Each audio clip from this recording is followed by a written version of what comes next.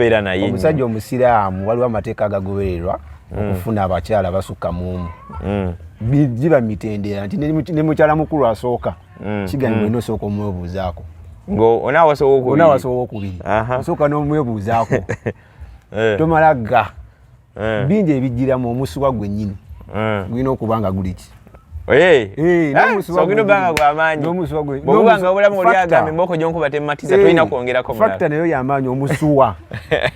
noyinza okuba nga oli wa ddakiika 2 omugo gwa Musa gulina obanga gwa maanyi ddakiika 2 ezibadde ez'omu kale n'otandika gabanya eddakiika emu n'eno ddakiika emu obuzibu butandika okukola ki butandika okujja bintu bingi ebirina okugoberera okufuna omukazi asukka mu omu basiraamu so sinsawo yokka waawo wetunuulira entabwe eri wakati w'abakyala mukyala muto ne mukyala mukulu tegeeza bo ng'abakyala n'abakyala balaba nti oli ayinza okuba yafuna ekindi okusinga ku kyange. Mune Uganda tukwaniriza okuva ebweru era nga tuli beeteefuteefu okutambuza. Tulina obumanyirivu mu kuvuga ate era ku miwendo egisaanidde. Kati nno gwe yeetaaza okupikinga ku kisaawe okutuusa ewaka ewuwo tweyune ate era naawe ateekateeka okugenda ebweru twekwate tukutambuze okuviira ddala ewaka paka ku kisaawe. Kati nno mwanattu toddamu kumenyekana migugu ng'entambula weeri tukubire ku ssimu noti 7 noti 694 oba noti 782952 kale ku mukutu gutanti ko tusinzira okuba nga tukuweereza nze Sonko Muhammad erinnya lyange embeera ne Angel Marina Angel Girl wano ku kamera tukubaganya ebirowoozo ku nsonga ez'enjawulo wano wali twongera okujjukiza nti gwe ayagala okunyira okulabika obulungi ennyo kwati aba Betty's Touch and Beauty Studio basangibwe bulobaawo otuuka luguudo luyitamu oludda ensangi Betty awo wasangibwa make-up kusailinga nviiri olina omukolo oyagala okutimbira ebifanaganako ebintu ebikwatagana n'okunyirira okwebbira okulabika obulungi ennyo wekwata Betty's Touch and Beauty Studio atambula nkomawo mu ggwanga lyaffe erya Uganda Airport Pickup Studio lya ddala nnyo tukuwa ensonga lwaki osanya okutambula naffe olw'ensonga nti tulina kapasente ketujjako naye katuyamba okutuuka ku bannaffe abayina obuzibu obw'enjawulo oba abayina ebibali ku mitima nga baagala tubinyumyemuko nabo ate obulamu beere nga butambula wannawali so kyokola obuukinga naffe ng'okyabuzayo akabanga ogenda tuuka ku kisaawe Entebbe tuba tukulinze oyinza obba ali mu kiyumba house manager bakadaama oba gwe wenna alina gy'abeera ava netubeera nga tutambuza ensonga tukuvuga paka ewaka wammwe ku mulyango ng'oli safe.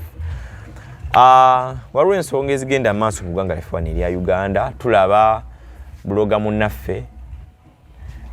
Umar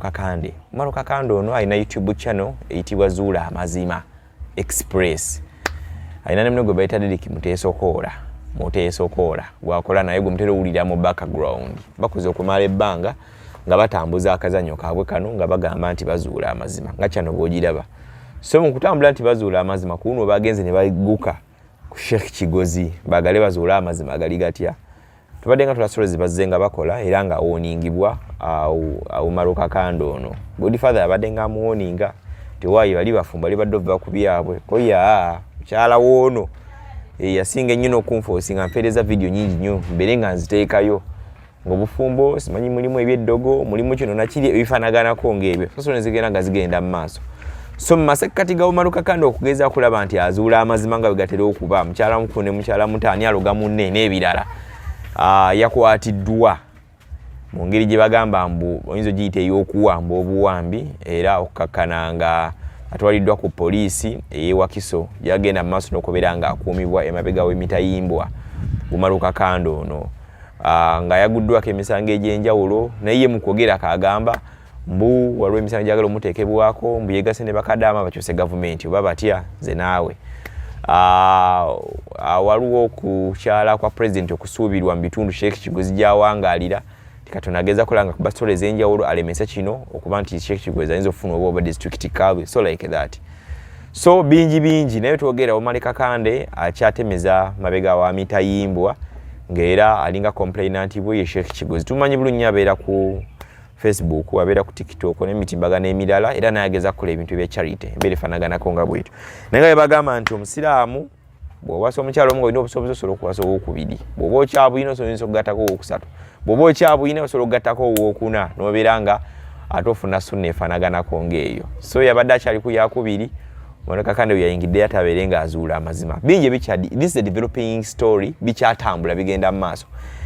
ne muganda wange wano gwe njagala okubeera nga tunyumyamuko naye nga tujja kukolezo ensonga waliwo ensonga za Pretty Nicole yadduka ku ssomero bagamba abasajja bamuwoomera okusinga embaga etanyumye kitegedde bulungi nnyo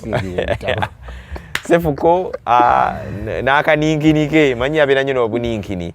yayina Joey kawala kalabika bulungi nnyo tandika nze kalaba nga toliko kooti awo sefuko alina obuwala bubiri by this time nga alina Joey akatono akawanvu akalina obunnya mu matama akanyirira nga alina ne nakankaka bw'omugamba ow'ekyovu ng'apiica kana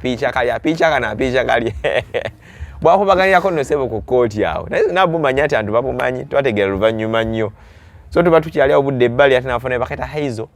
kayina waliwo kahaizo kati akayimbi kale kati kola kano kawooma okusinga ndowooza bali ate bavudde batandise kwekubakuba mpi we don't know what is going on nenne munywanyi wange wano obulamu bugamba butya wange gyendi nange mpolampola eddoboozi nga liri wansi olimu kisenyiga nga nze mpolawola bwetutyo naye nga Uganda nga bwetambula simanyi oba bwenjiraba bwogiraba alina engeri gyenjirabamu tulaba Sefuko beekuba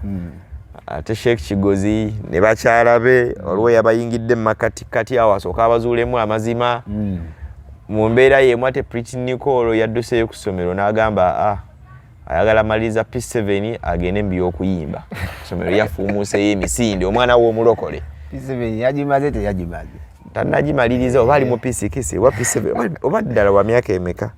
remember twalina omwana ne bamuleeta mu kooti nga ebina lyalina nga limusinga emyaka myaka 15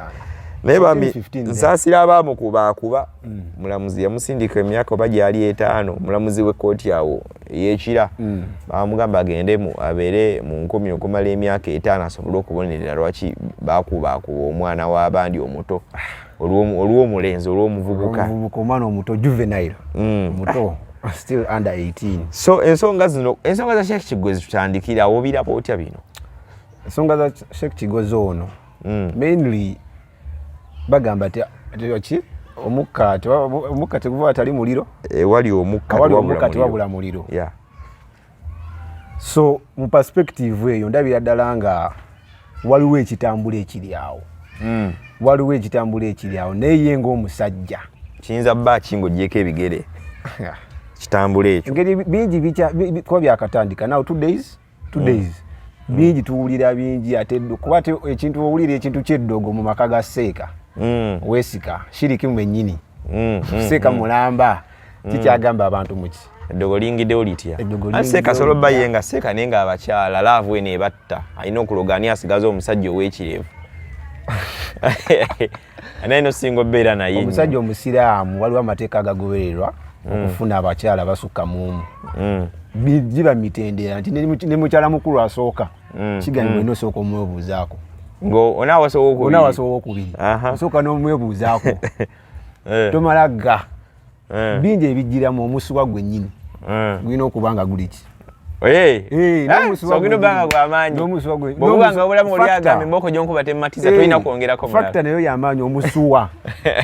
noyinza okuba nga oli wa ddakiika 2 omugo gwa Musa gwino banga gwamaanyi eddakiika 2 ezibadde ez'omu kale n'otandika gabanya eddakiika emu n'eno ddakiika emu obuzibu butandika okukola ki butandika okujja bintu bingi ebirina okugoberera okufuna omukazi asukka mu omu basiraamu so sinsawo yokka wawo wotunulira entabwe eri wakati w'abakyala mukyala muto ne mukyala mukulu tegeeza bo ng'abakyala n'abakyala balaba nti oli ayinza okuba yafuna ekindi okusinga ku kyange kati gwe ng'omusajja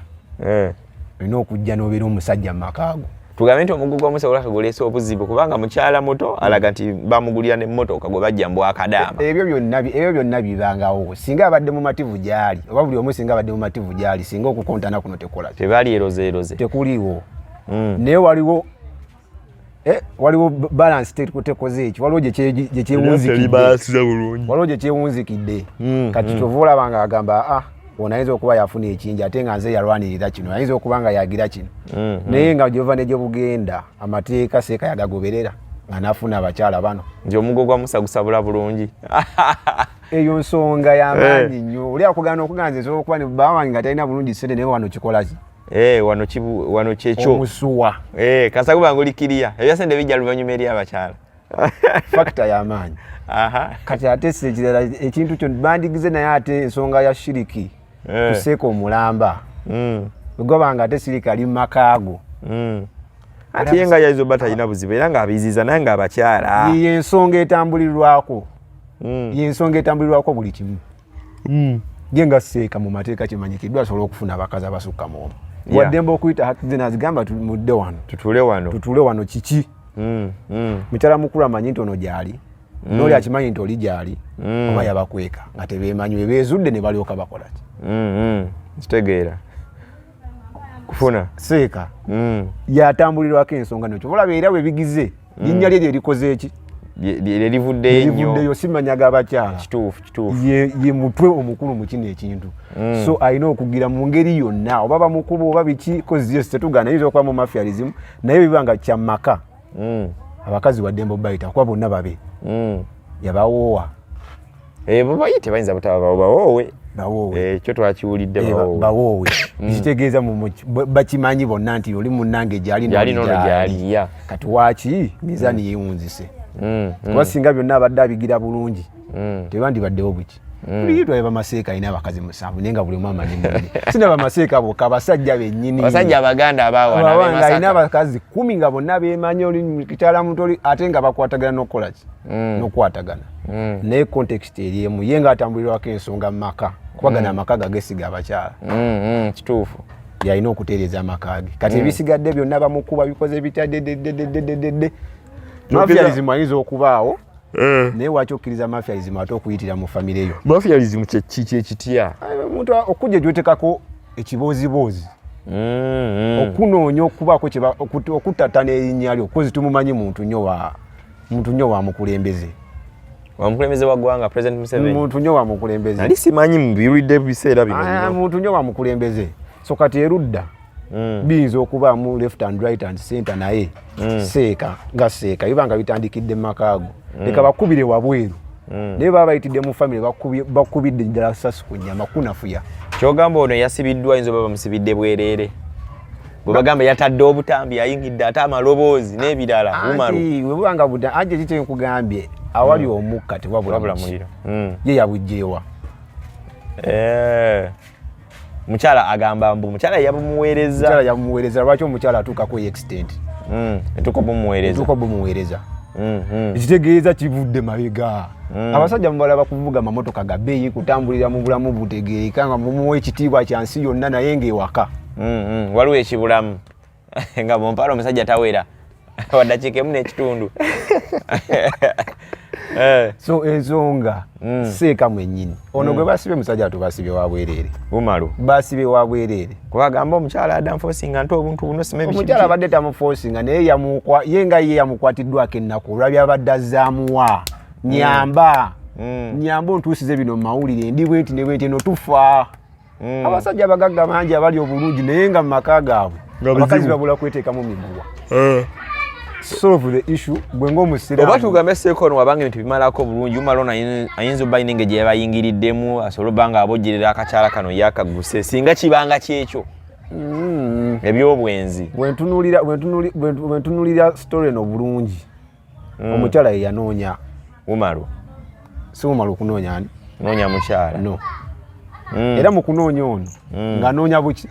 anoonya buyambi kufuna ngeri abantu gye babawulira bannaye eno kiri eno kitokota soloterera kirabika seeka babimutuuzaamu dda nga alaba ebyo nsonga lwaki omukyala taddukira bamaseeka boono waliwo abaabawoowa abafamire gye batadde okaddukire mu bamawulire kati then buli muntu aba n'entegeera ye eyo nayo kati eyo nayo nsobi ya mukyala naate mu nsobi ye yanyigiriziddwa nnyo ayinza okuba yanyigiriziddwa nnyo nga tusidya zino nga laba ne wanaaziyitamu obanga azigezesezzaako nga yazigezaako ne zigaana nakinaye nga kabati ne kabikkuka nagakange n'enkyabye bwabyo awalise kajja kwesuutinga naye ate nga mu kyonna gye kiri gye buba ne gye bwetooloola seekati kuba kati zino essaawa twogera ku maka ge ye ng'omusajja tugamba ye seeka kiki seeka kigozi ye nga ye omusajja atereze amagi atereze amaka ge teri nnyo nsonga y'amaanyi atereze maka ge yetereze okujjako nga mulimu ebyekusifu ebikyakyakola ki kuba bingi bikyezungulula so kati omukyala seeka tuze wansi bakyalabe yagoberera emitendera emituufu bwe bawulira tabasobole omwamuleke kati mu nsonga eyo seeka alina okwetereeza. Okay, so ensonga za Sheikh Elias Kigozi nazo bwe ziri bannange naye nga twogerera mbudde buno Umar Kakande akyagenda maaso okubeera nga akuumibwa ku poliisi ey'Ewakiso. Bandi mutadde kati ensonga ki yamukwasizza? Ensonga weeziri okugezanga ayingiridde waliwo okutaataana erinnya ly'omuntu yabanoonya yeyanoonya bali mulimu nebyo twawuliddemuko nti waliwo n'obufere obulabika obuli mu makati kati nebakadaama abamukaaba lwabo tunafuna complainant mutuufu avayo Kadaama agamba nti Umar Kakande anti kati ekiriwo ono omwami bajja muteekako bajja okugezako mu down playing naye ate nga yadde afulumiza amazima ebyawa ne Uganda obimanyi ovayo okwogera amazima tofuuka mubi kiraba kati oli alina kati neseka mwenyini ayinza okukozesa amaanyi ge mu kiti kye okugezaako okunafuya ono omuvubuka wabe emisege eginyala we givaayo emituufu n'egitali mituufu gibeeyaawo bafuula nti babaka mu katwe bamukwatira bugenda amazima gajja kukola ki gajja mala gaveeyo gajja kumanyika naye nga kati kyonna kye kyamukwasizza kirutategeera kirutamanyi ye nga lwaki bamukwata kyekisooka bamuleke. Okay, omwana w'omulokole Pretty Nicole ensonga zize zitambula beekubira kira wano mu kijabijaawo yabamukubakuba banne bapositinga akatambi ne katambula ne kakwasa abantu bangi nnyo ennyiike era oluvannyuma abantu bonna nga bali ku saidi ya Pretty Nicole ne bavaayo ne banoonya abaali bawala basatu kakana ng'omu yaluguddemu kafuta wuuyo kafuta ku poliisi ey'ekira kafuta bamututte mu kooti ey'ekira musango gitambudde omulundi ogusooka ogwokubiri kakana omwana bamuligise emyaka bagiri 5 omulamuzi yamusindika agenda abeere ng'abonera lwaki bakuba munnaabwe ensonga nga y'abasajja mama we naava n'akaba amaziga amanyi omwana wange muto biki ndi mulokole pasita Kakande nyamba pasitaani n'ebirefaanaganako ng'ebyo bamutte mu rihabu afuumuuseeyo emisinde bamukute bamututte ku ssomero waliwo omukyala ali bamuyita Queen something adde amuteekamu akasente abeere ng'asoma omwana kusomero afuumuuseeyo ne bagamba nti maama alabika yeekobanye n'omwana nokakano omwana ava nayogera nagamba maama teyabibaddemu nze naddusenzeka ku ssomero sibyensoma sibitegeera sibitegeera nze njagala kuyimba ne P7 njabbayamba nzire ngisome ngimalirize nja kuyamba eggwanga dde yasome P7 agimalirize batugamba nti omwana ono abasajja bamuwoomera okusinga embaga etanyumye bamunyumira okusinga embaga etanyumye ensonga za Pretty Nicole zino oziraba otya mwana ono kiki mwana gwe bagamba li under age 17 years manyi 15 Pretty Nicole ensonga nyingi nnyo aterunda kuba atambulirwako ensonga nyingi zino essaawa abazadde bangi balina ebizibu just wakuba nti Pretty Nicole yajja mawulire naye abazadde balina abaana abali mweno stage nga bakula ebyo kati mu bufunze she speaking for the many ayogerera abangi tetutamanyi eyo just wakuba nti yafuna fame eri naki naye bwe tuddamu mukatambye emabega from the genesis Pretty Nicole tumumanyira kuki bwe abasajja kwekubakuba abasajja byabukaaba kutwaliza ewamu mikwano gye gimukuba okumutuusa ku ekyo bakanira musajja nti ono namwanjulira musajja aba 1920 bakuba 13 namwanjulira bba wange ate musanza yerigomba ne bba wange Pretty Nicole wa myaka emeka 15 juvenile gwe ng'omwana a lot of questions ensobi gye twasooka okukola nga bannayuganda twatunulira impact kale it's not good teyina omu awagira violence kukuba cause bamukuba bubi nnyo they also ever reacted it was so bad era naye ate wetwatuuka okugaba punishment bawa punishment bali abakola ki abakuba kitegeeza mu bufunze bali bajustifyinga nsonga ye babika kyeyakola ekyokwerigonba n'abasajja naki ne banenya nnyo bali abamukuba nnyo naye batamanya nti kyebamukwire kibala ekituufu oba nedda ekyo tetwakitunuulira from the start twagamba yi mukuba mutya munnammwe bwe mutyo ndededede nga muli babi era bo ne baba sentensi nga ne bakola ki bagenda eruzira esawa nali nsobola ne Pretty Nicole naye okuba mukomera oki yali yazza musango ogw'okumusanga ne musajja wamu emyaka zino esawa mukama wange zino esawa bakwata n'omuwala ali under age below 18 bakola kiggwe musango ba munene. That is capital offense. That's a capital offense. Below 18 years. Tani yetuka sexually. Otandika kyo muteeka mu ebyo. If Piti Nicola as of now 14 15. Twamumanyira mu byabasajja. From day one. Twamanyira mu byabukaba. Yakweri gomba kwekola ki? Yakwekola. Oba 14 15. Ezo bije twasoka okubusa amaaso. Mu bufunze. Ano mwana aliyetaga counseling from the start. From the start. Muba mutwala mu rehab byonna bifune n'afuumuka yo nayo. Era abuziza n'agamba naye nali mu simanyi mu ggu waddala okundwala mu rehab. Yangalaga ali mutufu okuddukayo. Olaba kangaye ne myaka gya adolescence buli omu yali agiyiseemu beat ani. Ebitongole by'abakazi biri wazine essaawa. Bikole ki? Ono mwana muwala gwe tuwogerako. Tuwulira woman empowerment, girl child. All these programs are where to curb such situations. Oba byabasuseeko. Apritika tumulekere emirembe gye. Anti tumulekere emirembe gye. Agenda kukomawa. Agenda kukomawa. Bwabanga omwana akugana ne P7 ngenda bayamba. Piti niko kyalina soko teeka muntu. Talina muntu gwayamba. Certificate ebayiye. Talina muntu ne mama we wali talina muntu gwayamba. Tayamba mama we, tayamba tata we, tayamba baganda be eyenga yo muntu.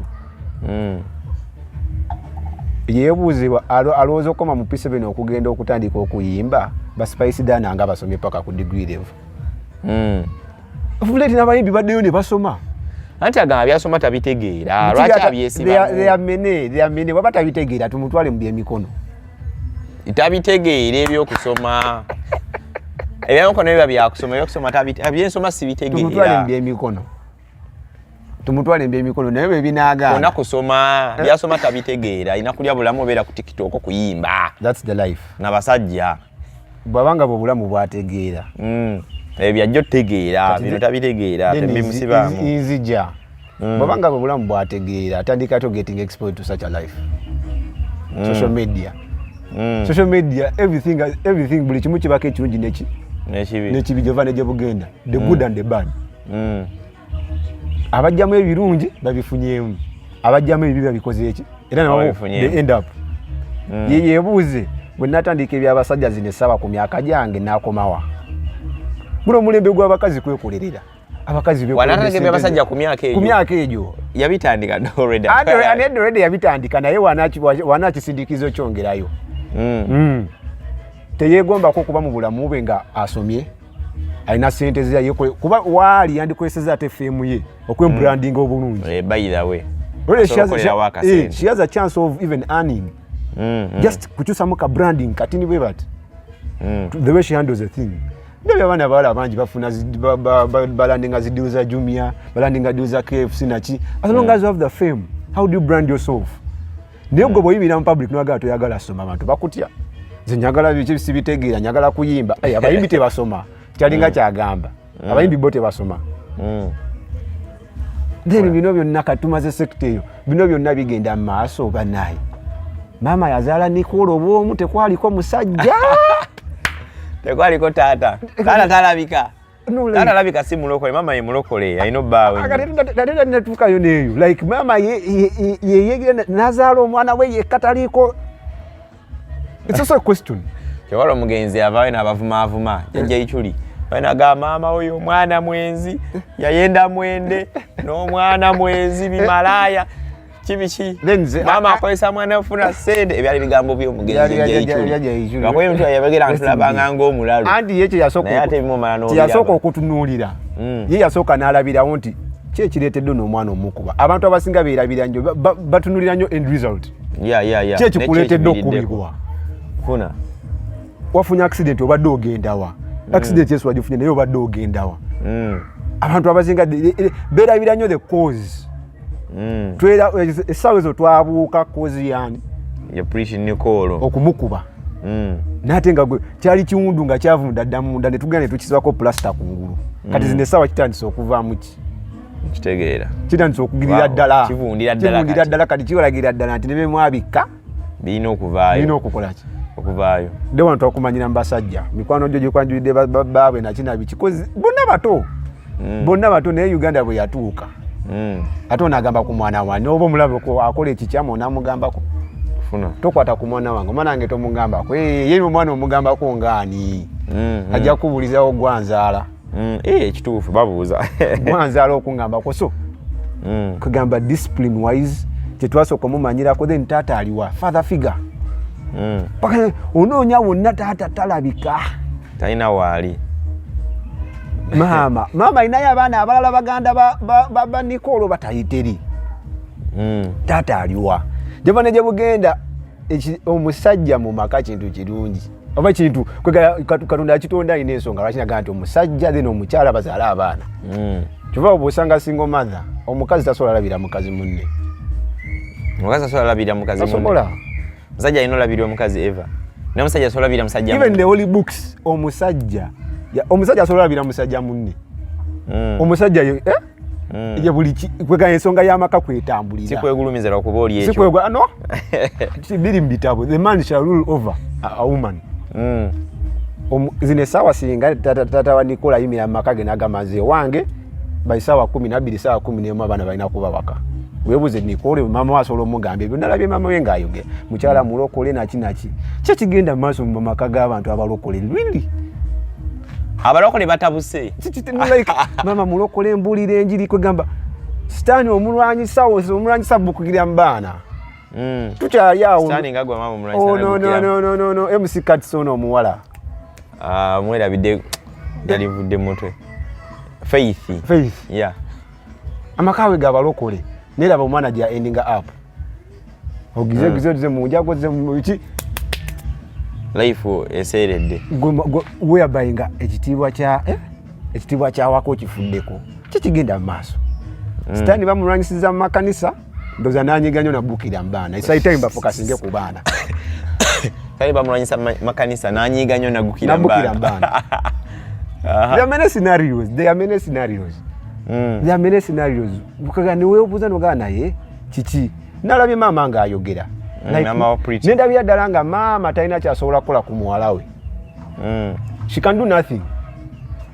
era kyova nga natolose naki maama nabeera mukaka mwana yatolose bikoze bitya n'akava bwa maziga naye back kiri kitya kuba ofunye abantu balina emikisa piti Nicolo ofunye omukisa ofunye n'omuntu akuweerera wamma akasente katonotono ensi tekujagize kutegedde yagambe no a fellow woman singa naye yagaana okusoma n'agira kyoza wakiti yagamba kale kankuterewo ekyalaani otandikiraawo si mulimu mubi alina sente solo kigula ate n'asavinga n'okusinga okusomesa tuuka eri naye yagamba akasente kankana kati omwana muwala nange ndi mukyala ekankola eki kamutekemu akasente asome ajja kufuuka eki because Piti Nicolo in the next 2 to 3 years twandibadde ate tulaba kintu kirala tulabye abantu abayamba abaana abawala ne Frank Gashumba yamba uno omwana omuwala gwe bayokya nabukeera nagira a lot of people have helped the ladies nefe abavubuka ebyo nikati kyova nebunya ngamba omukisa gwolina gwe nga Piti Nicolo omuntu akutte ne school fees asobola okuwa n'afaayo nagaa nti koddeyo kosome ate otolose ku ssomero ensonga z'otuwa banjeya okay you understand banjogerako banjeya n'abasomesa balikanga bagala okunkwana bangalekanga ebbina mubufuze yasinga onyirira mu ssomero lyonna ayina ebbina asomesa balaba ebbina lyo Piti Nicolo atugambye oba ng'essomero lyabadde muli abadde talyagala bamutwale mu ssomero eddala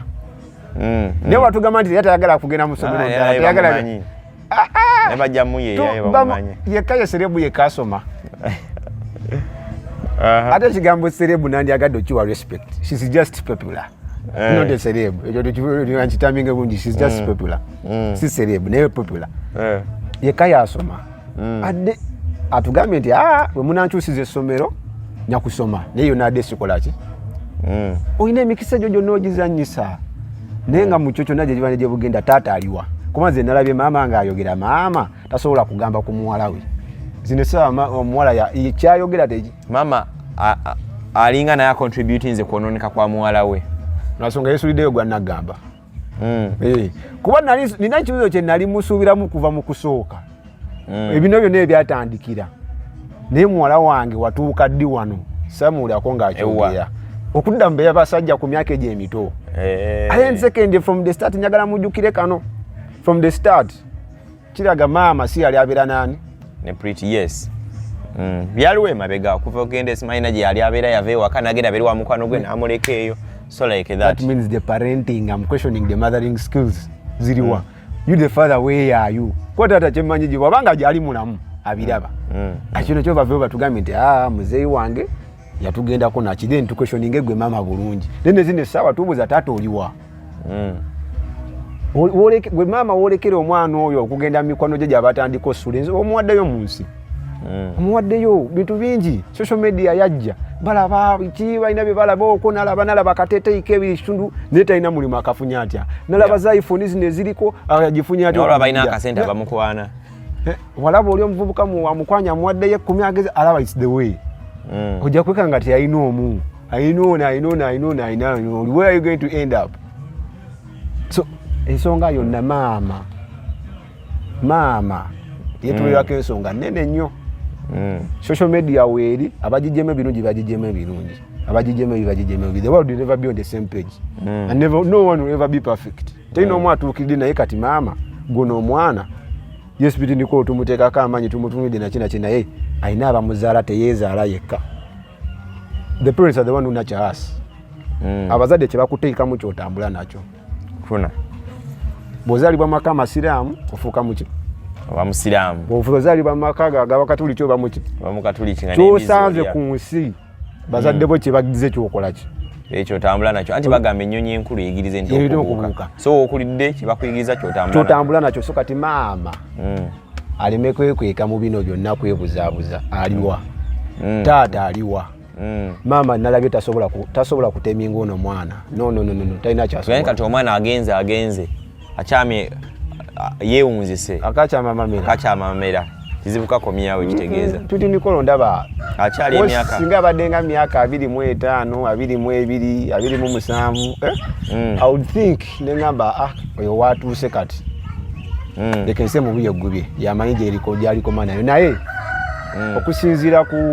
emyaka gye naki atasobola omuteminga bwakulaga bulazi kkubo kati mani zine sawa mama nachola kiyingi example ya wa fresh kid yali mu music tasoma bulungi naki namuga nesoko de yosome n'abayimbi basoma Bobi Wine ali ku kizine sawa yaddayo okusoma lo abayimbi basoma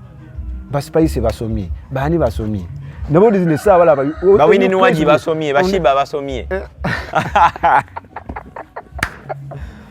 olabe dikezo naye yaddayo nasoka liga ku luzungu naki ensaloza nagibeera mawonga tu wala otuuka ng'empapula ze zigula ezigi si mubiri omubiri gugula lugi bya bisenge period omubiri gugula nzigi za bisenge okay then the thing bisigadde obulamu omutego gwe gukwemirira gwe nga gwe omukazi wekoleddewo ki she's not an ugly girl, she's a beautiful girl naye just yetaga mentoring zine sawa nga walabika ku ngulu nga mulungi nyino obongo bere bulungi abe mugezi okay mama tata jata asene embeera ne bitongole by'abakazi biveeyo bitasono omuwala like really mwana yetaga mboko yetaga kiboko no akyakuba oyo akyakuba naye ennaku yesobola tulina kalengeje tukwa bujja bugenda kasita omuzadde asuula ttawero omwana abagenzi bakiganye niwabira fa abavubuka kiba kizibu nnyo baabwe kutereeza niwabira fa abavubuka gijjo owulira amabaala omwenge enjaga biki kasita omuzadde asuula ttawero nawo boogeze so no applies to the girls ne Piti Nikolo yetereze akwese female gyalina for now kwaje buvane gye bugenda to love to catch up with that amanyikiddwa kikyazizaako naye okudda mu kamera noddamu nga bw'oyagala noganze sigala soma nyagala kuyimba n'abayimbi bennyini bagamba ono omwana akyayagala okuyingira akimanyi oba gwe walaba nga bawayininga bakyusa enviiri bakola biki is the life they want no baana balina bintu byebegomba bagala babuke busiba bitu gwe weegomba wali otuddeko naye wansi one on one naze nagamba yali badde afuna nnyo chance n'atandika okuyimba ne baleka bamukolokota n'akitegeera yakaba muyisaamu emiti n'akitegeera ajja kudduka wali alina talent eyimba oba mulimu yeewulira kyasobola okukola waliwo kyewayita nti muli owulira kyosobola naye ate nga tekisoboka tosobola kyuka naye nga muli owulira owandikikoze talent agina yengaye question so ebyo naza tuwa okay answer nga yenga wali sola musaira nyo musangu amanyi achali mwana muto adamu nga ye bwalaba ensa kyajirabira kuki mama wali mama bambi nakaba te pitidiko mama wa maziga gakaba ago I really wouldn't like that maziga gandibanga gagonya no but like sajaga nejo kabya mama wange to that extent okay kale nsonga za pitidiko nzira kanga bwezityo nengere banga mali ngagenda maso kubanga tambula tuba tuli awo atino omusajja w'omugogwa Musa in fact sefuko batugamba atunde eddagala lyongera ku bunene bwaki bw'omuti gwa White Star Magic detergent so ali eyo akalanka abwerere dokita ali eyo ngakongera ku muti White Star Magic detergent Dr. Sefuko ina solution era yandibanga eddagala lino lyabekanga likola ye mwenyini yalikozesa kuba emboko ye ekubi abantu abawerako ne basigala nga bamba kyakaaba yakwatibwa no ku misango egimu egy'okuvoola Mama Museveni aka full figure Jennifer Nakangubi naye twali ku kooti awo twamanya nti ono seeka mutuufu Dr. Sefuko era dokita eddaga tundadala nga ina obukyalo bubiri akeeru n'akabulaka akampi n'akawanvu lwakuba bonna butonotono jowi alina ne nakankaka ne beekuba ne byake tugaba abaana kino kiki twategera banyuma nti owayo omukulu yatunda eddagala eyiwawula waya kitegedde bulungi nnyo gye bigeze okubanga bitambula nga bigenda mu maaso kana akasudde ne kali akasudde because bava mu kkomera nze naliko naye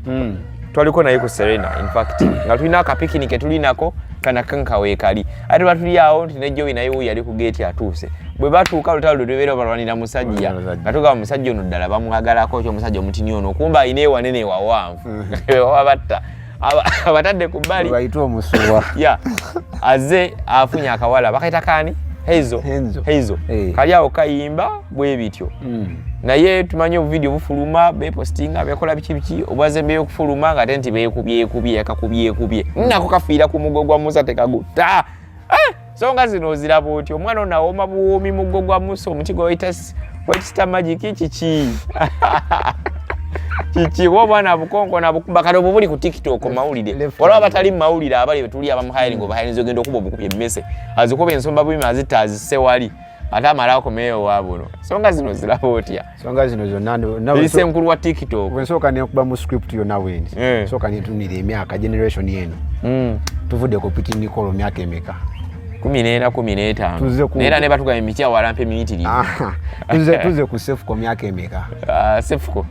tali myaka nga 27 around there tuze ku bawala abalwanira omuwala abala beekubanga bamuga babalwanira 19 tebasuka 23 I think generation yeno questions abana ba TikTok batabuse kugamba generation ya TikTok Sefuko from day one from day one tumanyira mu violence kituufu kuvuma akutute mukomera chaita bitter truth kugamba mazima gakawo walagana akawa kusaidio galeketo gwogera yetagati yago tugaleke togogera kuba yogedde ku madam full figure simayinje yadda sikyamulaba sikyamuwulira kodda yali mpolampola naye ayiriba n'abantu be then kwega naye otunira track yengejezeemu kumusiba kuvaayo gena mu kooti bawala beekubye bikina biki bakulwanidde ate kugamba wanu twebuuza Sefuko nawe kiki clean your house also ate ovuddeyo ate buli mukazi gonagira kozi wano ndaba violence enyingi bala beekubira gwe that was violence second ate mwaranje nono golina naki is it a stand kono muyimbi tubalaba imukola bu TikTok challenges naki like literally Sefuko naye yandyeterezeza kuba the single okunuma mu byonna these people have the fame naye how are they branding it ate tubakyali bato tebagenda genda nja tetugana okufa tekuliiko ki naye after time bali bamanyidde kukikatindi kuki femu eno ogifunyamu sente ogitandinga into manne kiriza gana no one will ask for accountability naye ensi ejja kusaba accountability mumpola no yaliko naye yamanye ensi yamukwata yaliko yesi yaliko naye waali so use the time Sefuko literally nze kunze to me ndabanga stand cause nakere nalabye video eyo nachi kugamba mwesibye ebintu bitya nti bekubye rasta bikine ebirala vane kwekyo then waliwo yadagize nga manyi bino bintu those sexual things basiba bakazi when you want to have rough sex and stuff amusibye enjegere amukutte aina nga akutte wipu abiki kagamba really wonder no kati bana what's their motive muli mu bedroom mwesibye ebyo okutte wipu bo musika omugize olujegere nachi kigamba the generation yeno ndayo yadalanga etabuse okutte mwasine wagule guba muliro tegukyasobola zigisibwa kozi tuba tukyali ku Nicola tetudde ku sefu tuba tukyali obona wera byagamba TikTok etaga kujibwa obujibwa mu Uganda leka isinzo lete ebizibu oyo musajja bamita promoter Nobody events oyo mwami ngakuba nagenze okulaba nga agamba esinzo lete obuzibu mbye nnyonyo bagitejjeko nate nabadde ndaba kilipo yange era nagirabira ku TikTok ye andika kyolaba tetugana waliwo okunywa sukali otukaisa ne bagamba nti sukali mu bisecho naye ate enkoze joba neje bugenda enkozesa y'ekintu y'ekifule ekirungi oba ekifule eki ekibi buli muntu alwala sukali nefe natunywachi sukali okutandikira ku migaati nachi keke biki bateekamu sukali nobano mutabula ne mukyaya bana enyamirwaza tugirya naye ndia embizi n'eribwamu byonna naye obulira so enkozesa y'ekintu yayogedde kimuli ku mutima naye ate nga si kyekituufu kiringanga gamba nti tujjewo platform ekoze it has done more good than harm nze ndabye eriko bingi abantu bayimbi baproducteko ennyimba zaabwe nyingi abantu abamaketingirako engoye zaabwe bizinesi zaabwe touring companies nachi a lot people do a lot of business on TikTok enkozesa naye nga bw'omanya Uganda ate ebibi ebisinga okukolaki ebisinga otambula okusinga ebirungi simanya ebyekisulu binyumira nnyo bannayuganda okusinga ebyamagezi so that's it kyovulaba ate bibikka nnyo bino ebiki ebirungi naye ate nga erudda TikTok teyeetaaga kugibaawo no it has done more good than harm ndabya ddala bingi bitabiiza obulamu gamba akagoyo oli yanditaliddemu ate okunoonya maketi ya nachi acreating account ye nga boosting account nga gipika nga atandika kugira YouTube also platforms nyingi naye tekugana nti tekuli ebikyamu kwebiri okwevuma okulwana biki just kuteekawo mateeka gakkakkanya bino ebintu ebibi okukola ki okuba ne TikTok okuvaawo ekyo kyadde kiteeso kibi wadde yabadde awa ndowooza ye yawadde ndowooza ye nga ye omuntu nate yandituwadde ensonga enzito ogeza kugamba endowooza yabadde kujju yadde yeewunzise yadde kibaliga kaka yatuwadde ekyamubadde ku mutima ayinza okuba badde busungu naye yabadde ndowooza ye yandi asooka atunulira ebirungi ebiri ku TikTok nga tanatunulira bibi kozi abantu 2 3 4 5 10 tebasobola kugambisa nti TikTok nagikyawa though era we naku zino it's a notion osanga omuntu ategeera kugaze TikTok sigeerako ebeerako stupid so the branding gets off nate nga osangako abaana bano basibitoka bano baani Land Road those guys are doing good content ondayo nogamba andi stressed kantekako kadata ngenendayo ku content w'abaana abano ogenda ovaako nga you really come so TikTok esigalewo abagikozesa obulungi bagikozese bulungi naye bano abagikozesa obubi ebetaaga okukomakoso TikTok yo ngayo omuzeeyi yagambyemu obubi oyo kale tukonye ku nsonga bannange ez'enjawulo okubanga nawe osobola okuba nga otesa nafa mu comment section nolaba ebintu nga bibeera bitambula ayina gy'olaba tulese oyinza okuba nga tugamba bannange kino mukibuusa amaaso mubeere nga mukola ki tube nga tukikonako nakyongera okujjukiza babeti zitaja ne bidde studio abasangibwa obulobaawo ebintu ebikwatagana n'okunyirira onkoonako ne mbakutuusaako oba direct skills back awo enamba yabwe obeera okola ki oba ogiraba akoma mu ggwanga lyaffe Uganda jangu otambule naffe tuvuga okuva ku kisaawe Entebbe bw'oba nga obwokinze paka ewaka ku mulyango naye bw'oliba oddayo nkakasa tulikola ekintu kyekimu kitegedde bulungi nnyo nze Sonko Muhammad bwe bityo ebitambula olunaku olwaleero mbadde ne Angel Marina no ku kamera so tujja tubanga tukomawo n'omukulu nga twogera ku nsonga ez'enjawulo zinaba zitambula nga zigenda mu maaso mu ggwanga erya Uganda